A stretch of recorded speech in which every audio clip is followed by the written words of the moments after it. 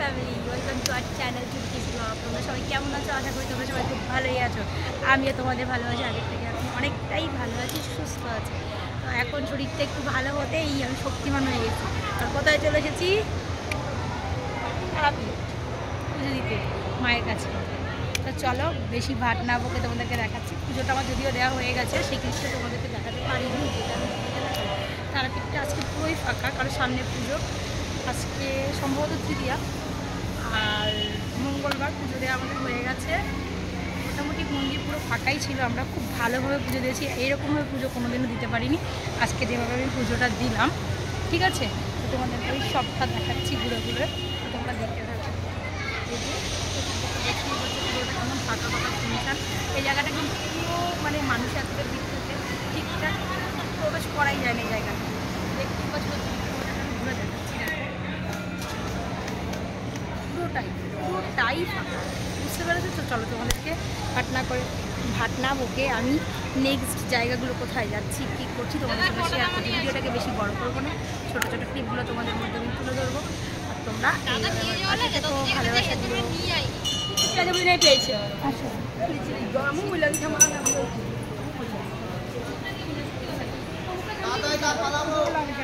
হ্যাঁ, কুকুর লাগবে ওই জন্য ভালো বাসা দিলেন। শ্রী গণেশ মন্দির ও হনুমান মন্দির দেখতেই পাচ্ছ, ফাঁকাই আছে এখন।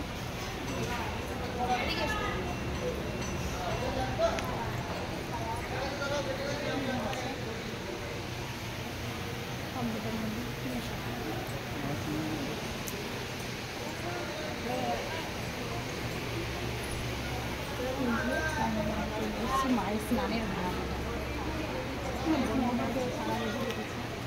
মানুষের করে মানুষ পূর্ণ হয়ে গেলে এটা এসে করে দিয়ে বঙ্গবন্ধু স্নানের ভাত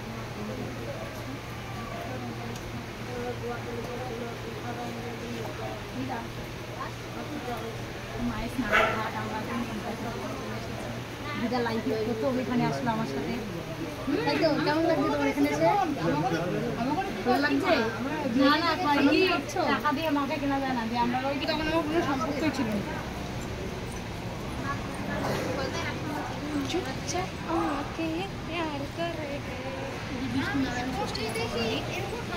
এইটা বিষ্ণু নারায়ণ ষষ্ঠী মাতা মন্দির, তোমরা দেখতেই পাচ্ছ।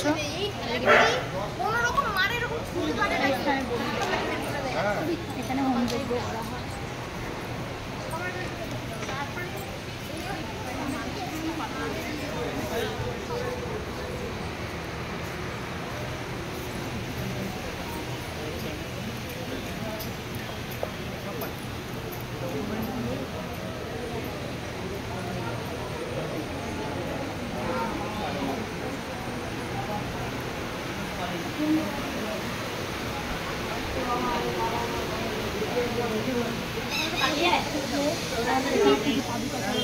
মায়ের পাদুকাচরণ দর্শন করতে মহাপ্রসাদের পাশে